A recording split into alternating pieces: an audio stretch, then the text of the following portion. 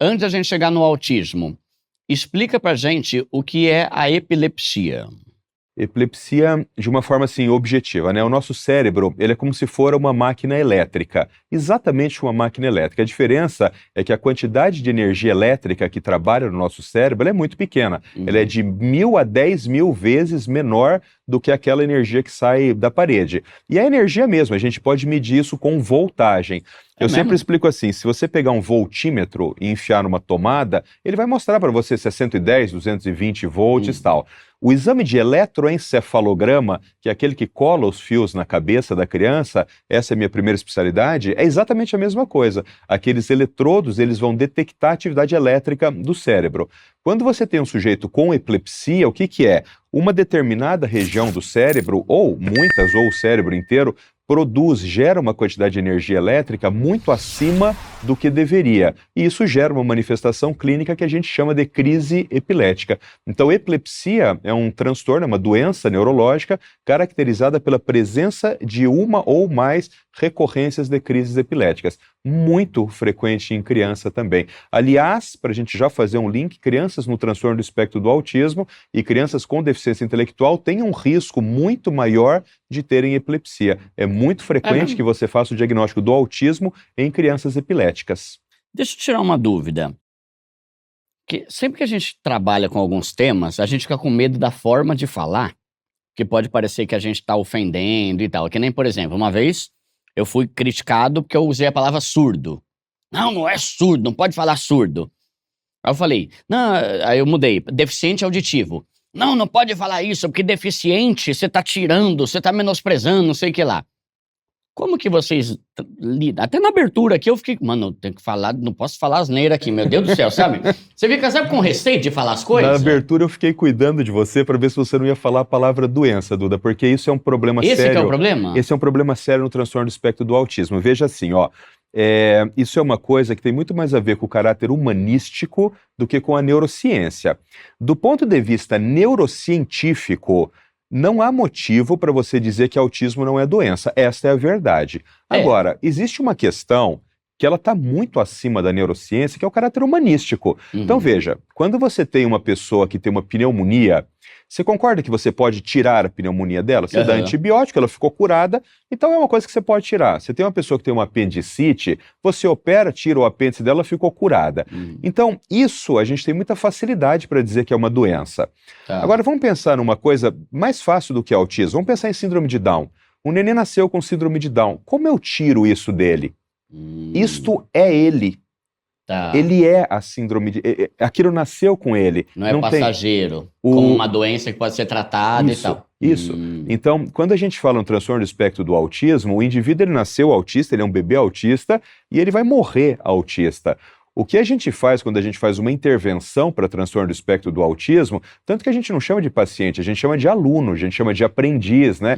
Eu tenho uma clínica de autismo e todo mundo lá, eles são alunos, eles são aprendizes. Porque o que a gente faz? A gente tem que ensinar coisas a essa criança, mas a gente não quer mudar quem ela é. O que a gente quer é que ela aprenda coisas para que ela tenha uma melhor qualidade de vida. Então, por exemplo, é muito comum em bebês autistas que eles tenham muito atraso de fala e alguns nunca vão aprender a falar, né?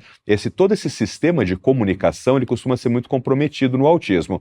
Então, dá para viver sem falar? Dá. Mas a qualidade de vida é boa? Péssima, né? Quer dizer, a fala humana é o nosso sistema de comunicação social predominante. Aliás, eu sempre digo, foi a fala humana que transformou a nossa espécie do Homo sapiens no que nós somos hoje, né?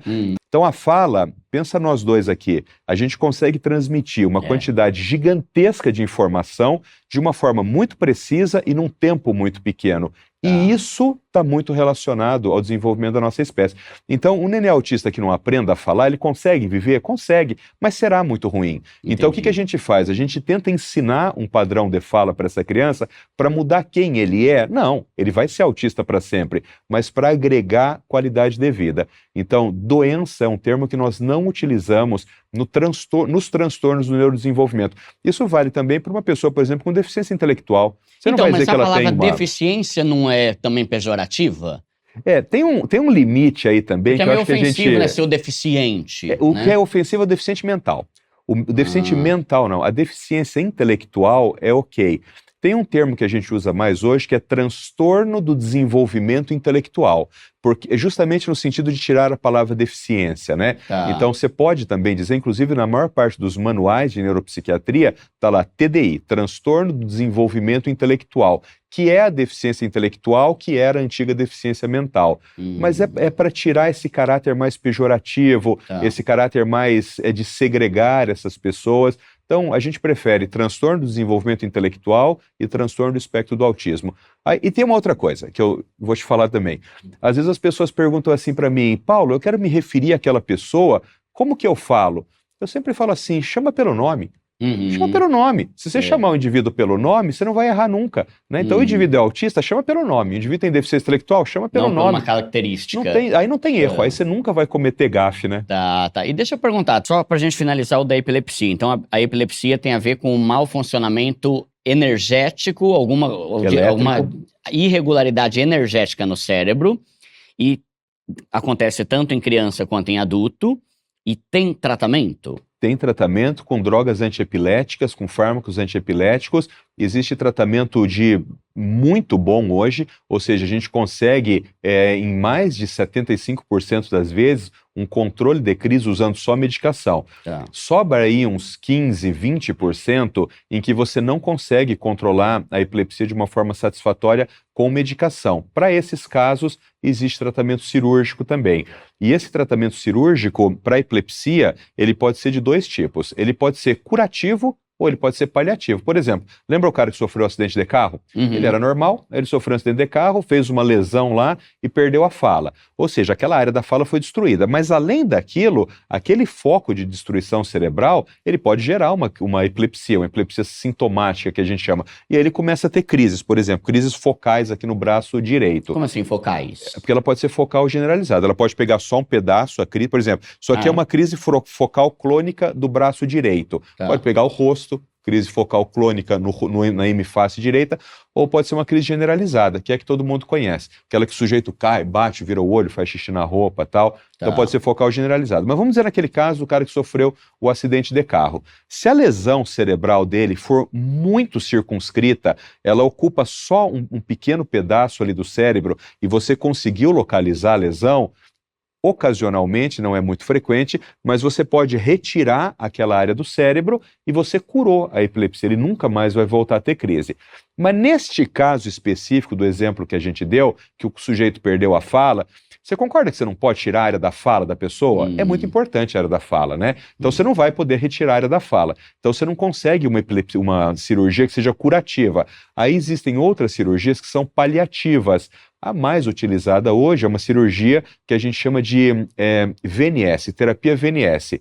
É um marca-passo que você implanta aqui no peito, embaixo da pele, vem 2 fios aqui por dentro e eles vêm presos num nervo no pescoço que chama nervo vago. O nervo vago, ele tem uma capacidade antidrômica ele tanto leva energia como ele traz energia para o cérebro. Então esse marca-passo, ele passa a descarregar energia no nervo vago e essa energia elétrica do nervo vago é transferida para o cérebro, faz neuromodulação cerebral e diminui muito a incidência de crise. Então em casos graves de epilepsia, quando você não é capaz de controlar com medicação, que sempre será a primeira escolha, quando não há uma cirurgia curativa, ou seja, eu não posso retirar aquele pedaço do cérebro, aí então você pode pensar no estimulador do nervo vago e a resposta é muito, muito satisfatória.